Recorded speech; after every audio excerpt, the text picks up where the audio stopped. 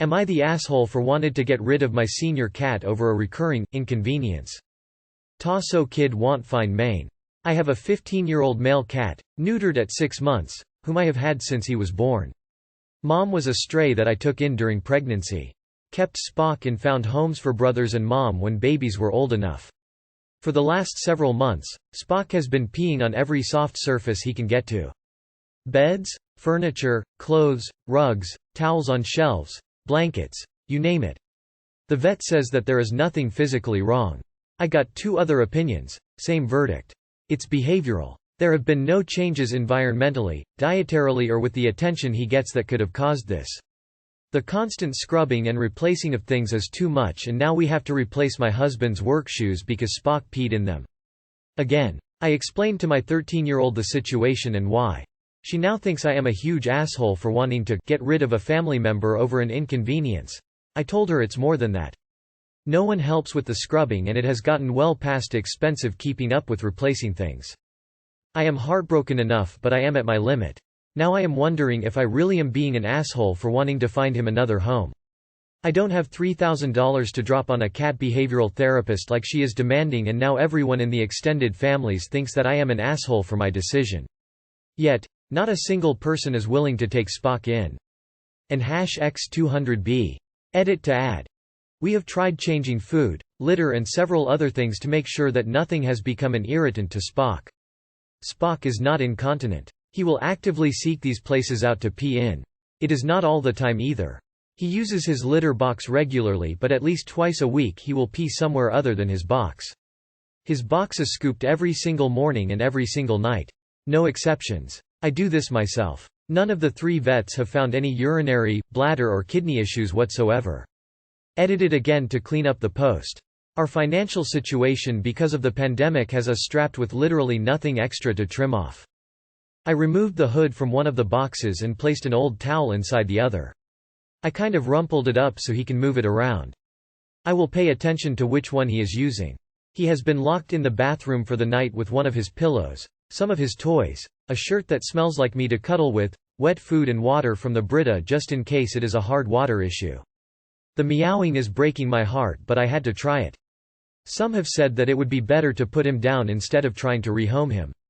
I don't know if that is true or not, but it devastates me to think of that as an option. I have started Googling to see if I can find cheaper quotes for a behavioral specialist, or at least on that takes payments. It was stupid on my part to assume that she was being honest about the average cost being what I was quoted. I did not take him in because he was cute and little, and am now sick of him because there is an issue. I literally cannot continue to afford to keep up with this, and the only other type of veterinary care that my vet agrees would be the only solution. Sometimes life happens and we have to make sacrifices or difficult choices that tear us down. Saying that people shouldn't own a pet if they can't afford it is beyond unfair, because sometimes life happens and it is out of our control. It doesn't mean that this is how things always were or that this is how they will always be. It means that this is life and life just isn't fair. Stop bang significant other horrible or I will report you. Some of you are just vile. Thank you to all of the people that have reached out to me privately to share their own stories, advice and empathy. Someone mentioned my the asshole name and thought I resented Spock. I wasn't thinking when I named the account. We call Spock many nicknames. Stupid Cat is one of them when he is annoying or does something wrong. We sing it to the tune of the Smelly Cat song from Friends. Stupid cat, why are you doing that? We never say this in a nasty way to each other, nor do we yell it at him. It's just cooed to him and we say them to be funny or as terms of affection. So, please leave me alone about that. I don't resent him. This is just a lot physically, mentally and emotionally on top of everything else. We'll continue to read the comments. I am making a list and start calling new vets in the morning to find any solution that I possibly can. I don't want to give him up if it can be avoided, but I also cannot deal with this anymore. I will also be using a lot of these comments to teach a valuable lesson about the internet. You are the asshole. Not because you're fed up with the peeing, that's understandable. You are the asshole for thinking you could or should rehome a 15-year-old cat with incontinence issues. Also, I'm frankly surprised your vet doesn't seem to find any kidney issues or bladder issues, crystals, which is common in older predominantly male cats. I'm in vet school. If you send me more details or are willing to answer questions, I can ask the professor of the behavior class to present this as a case study to the students and have them come up with a plan. Since he's seeking out only soft surfaces to pee on, that really sounds like crystals in his urine or cystitis. Which is super common in older male cats and can be triggered by stress. Changing up his food can make a huge difference, as can confining him to a single room, bathroom while you try and get this under control. But behavioral peeing tends to be on everything upright, not just soft surfaces. Soft things are what cats in pain seek out. Edit. Peeing everywhere was the first sign our 16-year-old cat's pain was getting out of hand. She had arthritis and extensive cancers. But she was quiet and it wasn't obvious until she started peeing outside the litter box. 6 months later she lost the ability to walk. Not the asshole for being this desperate. I am in almost the exact same situation. I just can't bring myself to rehome or surrender my 15-year-old cat, even though I was literally in tears yeeter day through frustration and anger. My boy pees on windows, chairs, couches, curtains, etc. When he doesn't get what he wants or needs something only he knows, he'll turn around and do it right in front of me. So, I know it's at least partly behavioral. I tried Felloway years ago and it did nothing. I am reading the suggestions with interest and there are a couple I haven't tried yet. I wish you, and myself, good luck. I feel your pain and understand how you could get to this point. Not the asshole. Dumb question in case it was mentioned, but what are you using to clean up the urine? Cat pee is the worst, and if it's not an enzymatic cleaner he may just be doing it because the places he peed on still smell like his urine even though it's been cleaned. Rehoming him may be a long shot, but your kid who does nothing to take care of the pet in question doesn't really get a say in care choices. Another option is that he gets one room of the house and doesn't get free access anymore to the rest of the home, but that's not really fair to anybody. Sorry you're dealing with this. Not the asshole. Unless your daughter is going to step up and do the work, then it isn't her inconvenience. If it is her inconvenience the majority of the time, and she cleans things up well, then you would be an asshole for getting rid of the cat. As it stands though, it is your cat to do with as you will. I would recommend presenting your daughter with the option. 13 years old is old enough that she should be able to clean up pee if she really thinks it is worth it. No assholes here, although I do not think you'll be able to rehome the cat. I'm so sorry, this is a terrible position to be in and I understand your worries about your daughter and your cat. I would begin with all of the other suggestions, even if a vet didn't find something. Just assume he does have an infection. But I would also confine the cat to the bathroom until you figure this out. He may just be at the end of his life. I think they might also sell cat diapers, maybe try that for a few weeks. Good luck. Just wanted you to hear not the asshole. This is more than a minor inconvenience, and not being rich enough to afford an expert is not a sin. Rehoming him is the only affordable option now. It's painful and sad for you as well as him, but I don't see you have any other choice. We can't read cats' minds and know why they do certain things or make a deal to stop it. Am I the asshole for comparing my current girlfriend unfavorably with my ex after she brought the topic up? I, 26 male, was hanging out with my girlfriend of almost a year, 25 female, the other night at my apartment. We were watching a movie marathon and had ordered some food off Grubhub. After the order arrived I looked in the bag and said, "Damn it, they forgot my blue cheese dressing for my wings." It wasn't a huge deal, so I just shrugged and said, "Ah well, whatever," and sat down to eat. My girlfriend said, "Well, call them back. Either get them to bring out the blue cheese or get some money off the order." I told her that it was just a side of blue cheese and that it really wasn't a big deal. I actually had some blue cheese in my refrigerator anyway, but she insisted that both Grubhub and the restaurant had screwed up and that they needed to make it right. We went back and forth and I finally just said that I wasn't in the mood to go making a big deal out of blue cheese and that if I didn't care she shouldn't care. She seemed to let it go at that, but maybe an hour later as we were watching our movie she suddenly said, "You know, I like that you are a laid-back, easygoing sort of guy."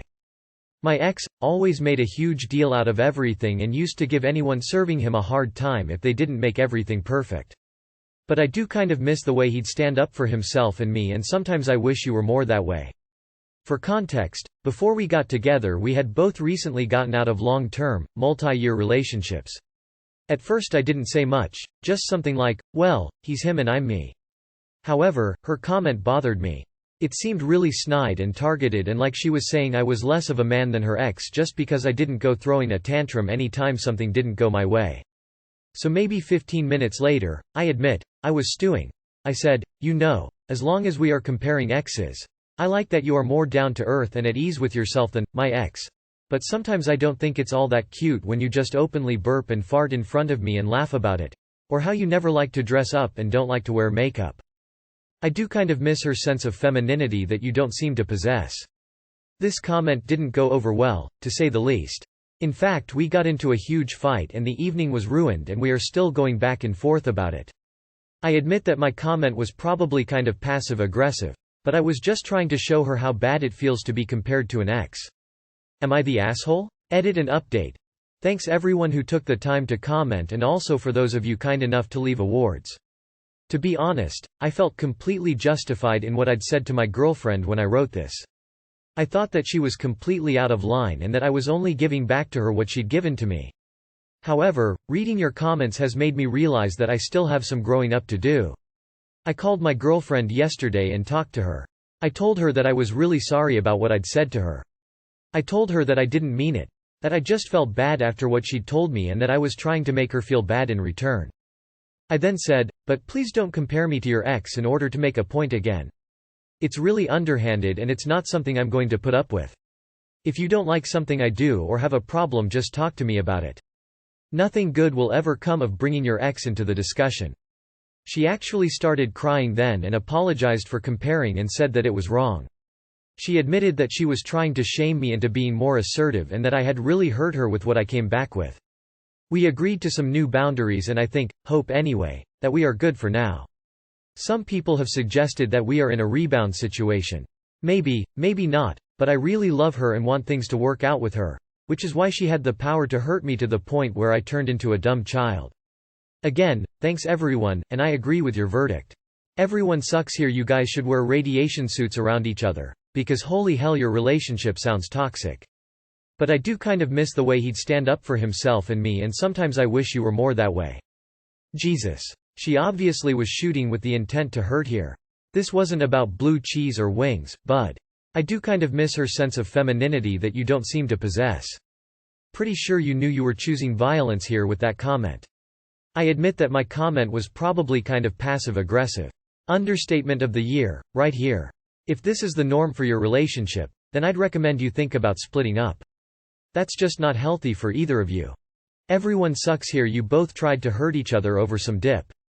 Everyone sucks here, and honey, there was nothing passive about your aggression. It's a really immature way to handle it, because you know how else you can handle it. Hey, it's not cool that you're comparing me to your ex, and it makes me feel like crap. Neither of you should have brought up your exes, and she's more the asshole for bringing hers up first. That said, her criticism was situationally appropriate. She was responding to the blue cheese thing while yours was just to be hurtful, which makes you an asshole too. While she initiated it, you went overboard. She only suggested you stand up for yourself and her a little more. You jibed at her appearance and bodily functions. Seriously, if you're in a relationship and can't fart or burp in front of each other, that's either new or just plain odd. You're in the wrong here as much as her. Yeah, you two should break up. Relationships that are good aren't like this. You're both You are the asshole. Your comment was 10,000 times worse. And really misogynistic to boot. What she said, "I wish you were more assertive." What you heard, "You're less of a man than my ex." What you said, "Burping and farting are not feminine, as if women aren't human, and you're not good looking enough for me." Edit. Fuck these ESH comments. How hard is to call Grubhub and ask them to refund you for something you've paid for and not received? Acting entitled isn't bad when you are entitled to something. Am I the asshole for warning my friend that certain clothing would not suit her figure? 16F. I'm a huge fashionista and adore fashions of all sorts. It has taken me quite some time to come to terms with my rather unconventional shape, and the examining of 80s and 90s fashion shows and high fashion catalogs where bodies like mine were celebrated has definitely helped me see the beauty in my figure. For context, I have extremely broad and bony shoulders, narrow hips, lanky arms and a lanky torso, and the skinny legs to match, all while being 5'4". I have struggled with wishing to be of a curvier physique, especially since I am black, and in the black community, higher weights and voluptuous bodies are the standard of beauty. With that being said, I also base my style on those decades, Think large statement pieces, large collars, heavy longcoats, wide leg slacks, large belts, etc. These staples, plus my aggressively angular body, make for a striking, 80s, 40s-esque silhouette. I am at a place in which I feel like I've finally found a style that works for my body. Here's the issue. A friend of mine and I went shopping a few days ago. My cart was full in no time. I had picked out lavish, billowing blouses in extremely dark colors and slacks of dramatic quality, etc. My friend, on the other hand, was having some trouble deciding what she was interested in and had asked me to pick out some things for her. So I did. I picked out the most gorgeous, flowing dress that I knew would highlight her curvaceous physique and 2 pairs of standard straight leg pants in neutrals that would complement her skin tone. I brought my selections to her and she complained about how they weren't her style and expressed her desire to get things similar to what I had selected for myself in the exact same colors I had chosen.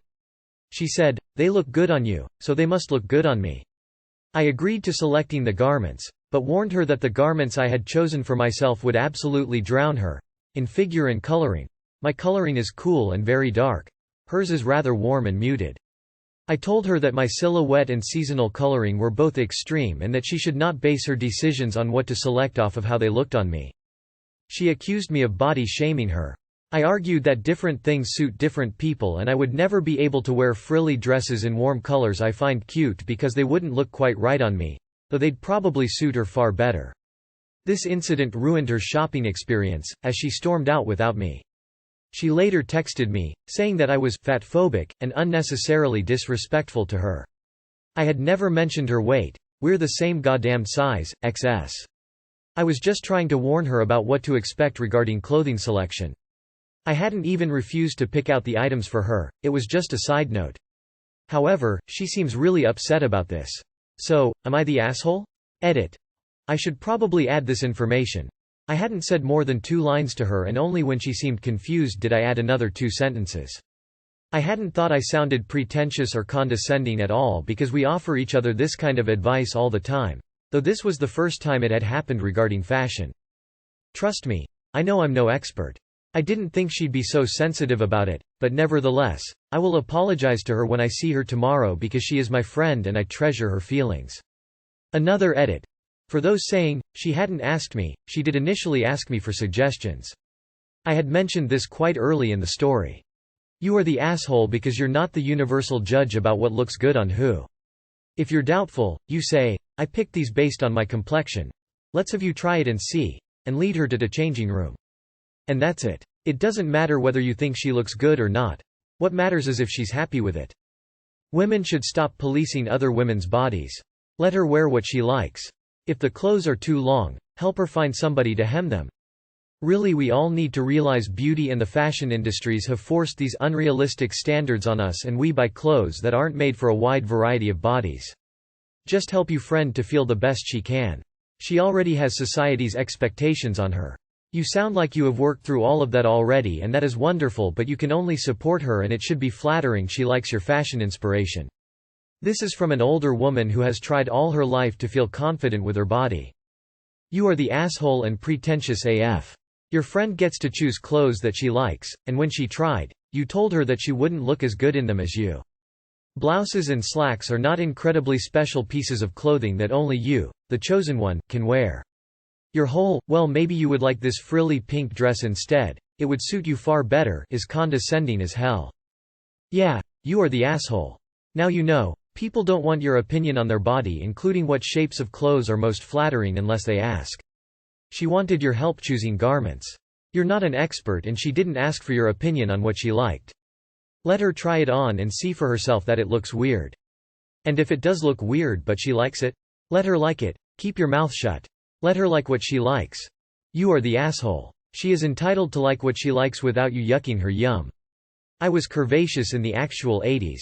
Her figure would be very well served by a jacket tapered from broad shoulders to a narrow waist, actually. But let people just live. Unpopular opinion, but I'm going with not the asshole. Your friend asked for suggestions, complained about your suggestions, then threw a fit when you explained why you picked what you did. If she didn't want your input, she shouldn't have asked for it. Not the asshole. Because honestly, if my thin, willowy friend told me that the clothes she picked out specifically for her figure and coloring might not look as good on my own more curvy body, I would be thankful I had someone honest enough to tell me and give me such advice. She didn't say don't wear it or you can't have it. She said sure, but just so you know I picked these out based on me, so they might not fit on you as well. Doesn't mean she can't weed it. Just means she shouldn't be upset if she doesn't like how good it looks on herself in comparison, which obviously isn't a given. Not the asshole lol. This comment section reeks of people who shop for clothes at Target and call it a day. Before reading the post I thought you would be the but your friend literally asked for your opinion because she recognizes you as an expert. Fashion isn't about the clothes themselves, it's about finding what suits you. She's just bitter because what suits her isn't what suits you. Too bad for her. I wish I had a friend to go shopping with like you, to be honest. Am I the asshole for tearing my partner's family apart? I, 27F, am currently engaged to H, 27M, my partner of 5 years. H is South Asian and I am Latina. And #X200B. In the time that I've been with H, his parents, 60M, 59F, have shown themselves to be very cruel to him. Every break, holiday, or weekend visit to H's parents' home always ends in a big fight, with H's father constantly threatening to kick him out. And #X200B. When we first got engaged in late 2019, we planned on not asking for financial support for our wedding ceremony and reception. Together, we could afford a nice, little wedding with the people we truly cared about and all the bells and whistles we wanted. Unfortunately, H's parents pressured us to invite so many more people than we were financially able to afford. In the 18 COVID month pause, H's parents insisted that if we were to ask them for money for the wedding, they would call the shots. They wanted us to do a traditional South Asian wedding. My Catholic traditions would be restricted to having a short prayer during the signing of paperwork. And #X200B. A couple of months ago, all these plans fell apart when we found out that H's parents were pressuring us to do emotional labor, being the go-between during the many family fights, driving people around when they visited our city, accepting comments about my recent pandemic weight gain, etc., and they had not put down any deposits for our wedding. And #X200B. When H confronted his parents, they said horrible things about H, me, and my parents, 56M, 54F.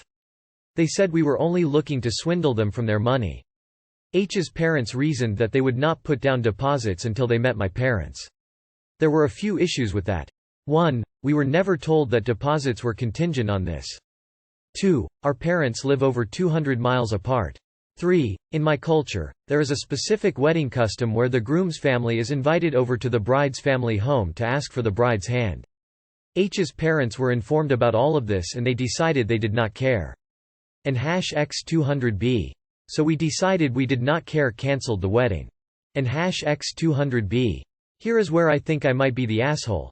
H and his parents have not had much of a relationship since then. His parents text him daily that he is breaking their heart by not calling or texting back. Today is H's dad's birthday and we were supposed to go visit him for the weekend as a surprise. When H's father found out about the surprise, he texted H and forbid me from visiting for his birthday. He stated that I was disrespectful and was not a part of the family because I had not called when the family dog passed away recently. And #X200B. H's parents have now involved H's sister, 22F.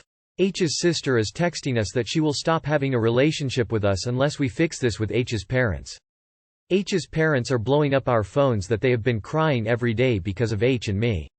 I also keep getting texts that I'm tearing their family apart. And #X200B. So am I the asshole for tearing my partner's family apart? Update. I've seen your messages and comments about my obvious need to accept blame. I will bring this up during my regular therapy sessions this week.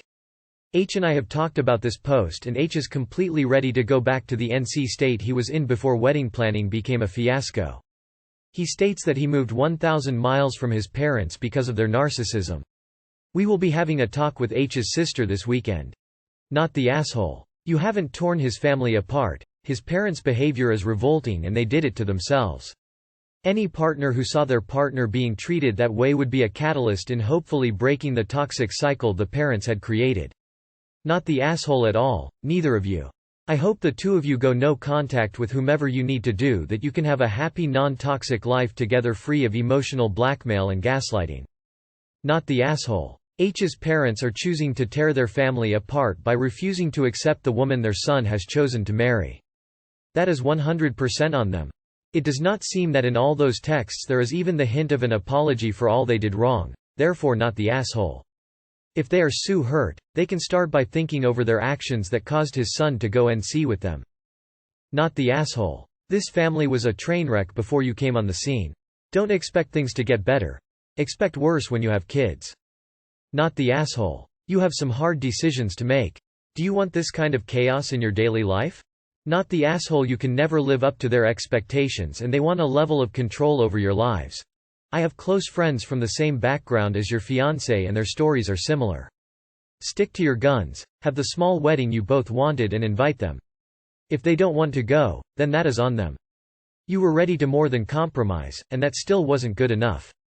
Just be prepared to have your relationship with them be strained for the foreseeable future. Not the asshole. Just go no contact with them, and when you have your wedding do not invite them. Assuming that your partner can take the heat. I did laugh when I read about the dog part because it is ridiculous. Not the asshole. Your partner's family is the one tearing the family apart, not you. They are doing this to themselves. They sound toxic as hell. His sister is either being manipulated or is just as bad as the parents. Either way, that's on her.